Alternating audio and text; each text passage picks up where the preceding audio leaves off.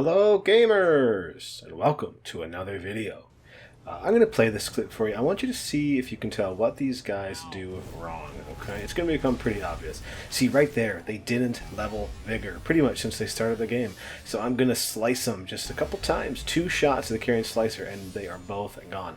Level up Vigor, folks. You need it. Okay, this is my build so far. I'm at level 45. I'm pretty much pumping everything into Vigor, a little bit into Mind, a little Endurance, and pretty much everything else into Intelligence. I want to be able to do a ton of damage, so that's what I'm rolling with. I'm using the Lazuli Glintstone Sword here, +4. I think I could take it to +5 or 6 for Carian Manor, but I don't want to lock myself out of being down here at the Academy, so I haven't improved it yet. I'm using the Meteorite Staff. It's the best early weapon staff because it has S scaling right off the bat. You can't upgrade it, however. Later game there are better options, but I won't worry about that quite yet. The Caralos Glintstone Crown gives me 4 more intelligence, I believe, at the cost of stamina, and I'm willing to make that trade. Still using the Scale Armor just because it's one of my favorites in the game, and I've been messing around a little bit with the darts there, the crystal darts that do magic damage when you throw them. You can throw them really fast, and they do pretty good damage. I'm liking it. So the spells I'm working with, the Night Comet I've used instead of the Glintstone Pebble. It's doing more damage. Carian Slicer, of course. I mean, you have to have that on your build.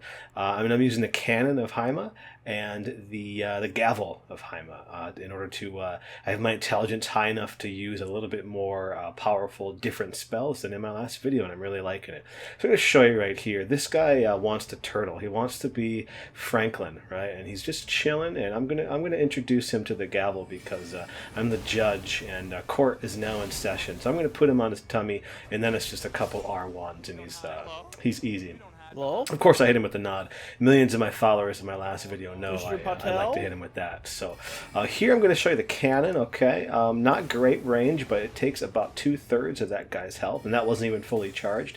And then I just snipe him with the Comet. I don't know if the Comet has officially longer range than the Glintstone Pebble, but it feels like it does. So welcome, guys. Come on in. I know the host is off here to my right, so I'm going to kind of do a little run around and try to bait him in to come see me. And they take a few hits from the caster here.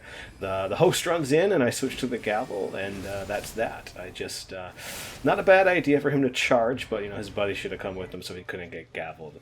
I had no business winning this engagement. Both these guys are using katanas, and usually when you run into a katana player, you know that they're just an absolute turbo virgin. Unlike myself, who is just an incredibly Sigma male person who does Sigma male things at all times. But these guys both get me pretty low, especially with those bleed effects. They were rinsing me real good. But look here, I get him, I turn around and hit him with a couple slices of the Carian Slicer. This guy doesn't heal, he pushes, and I make short work of him. Then it's just me and his buddy. Like I said in my last video, if it's one-on-one, you stand no chance. You could never defeat me one-on-one. Nobody ever has. Nobody ever will. So it's just me and this guy now.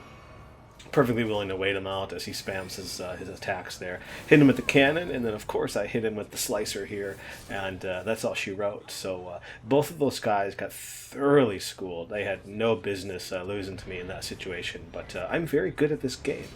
This guy here broke my Living Jar Pal, and I made him pay for it, so I just switched to the Gavel there and took him out.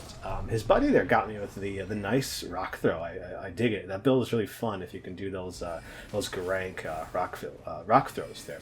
So the Carian Slicer is like the best roll catcher in the game. I rinsed the front finger with it, and now it's just me and the host. I'm going to show him the Gavel there to make him respect it. I'm going to show him one more time so he knows it's in my back pocket, and then I put him on his backside, and that's just that. And then it's just a couple of I'm doing way more damage than this guy, so I'm willing to let the host swing away at me. Here I'm going to show you just kind of disgusting behavior. You run into this a lot when you do invasions where, somebody's playing with a friend and they're pretty much playing the entire game for them. So this frilled finger here is, I don't know how over leveled he is. Maybe his build's just more efficient, but it seems like he's way above his buddy. So you're going to see here when he does a little bit of damage to me. He's just pretty much like outdoing everything I got. And almost one-shots me there, and right away I kind of know, all right, I should probably fall back because this guy's gonna rinse me, which, as you know, almost never happens.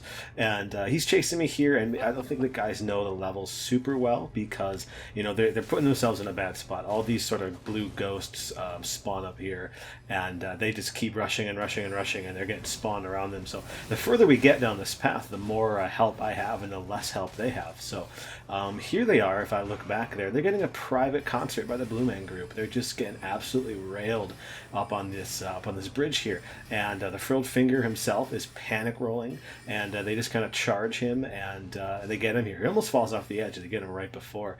I think if he would have kept calm and swung back and kind of played a little bit more defensively instead of running away, he would have probably been able to pretty much one-shot all the NPCs here on the bridge. But he doesn't. I'm going to give his buddy a little lesson in the Carian Slicer. He runs back here, and this is just all she wrote. So his buddy really kind of let him down there by dying to the Blue Man Group, and that was that.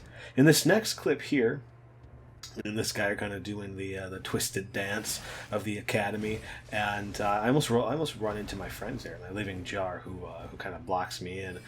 You might notice here he does get me down to low health. I was just testing his metal, of course, and now it's just time to kind of finish. So hit him with a running R1, hit him with another one. The living jar here helps him out, and then it's just a running Carian slasher. That's one of the best moves in the game. Welcome, my friend, welcome. And gonna go give this guy a high five behind me. He did great. This guy here gets the test of the cannon here. Put him on his back at the cabin, switch to the gavel, and just go ham on him. He's in a rough spot. Got a little too aggressive with all those NPCs, and that was easy. So me and this guy here kind of do about the same, right? We're just kind of hanging out, and I'm trying the skill on this Lazuli sword. It does a glintstone pebble if you hit L2, and I think it has way less range than like that glintstone pebble you see me shooting there, but it does a little bit more damage. So if you get guys in close, it's really effective. Might be good for me, especially because I took the pebble off in favor of the comet. One good lesson when you spawn in is to, divide and conquer. Try to get people separated.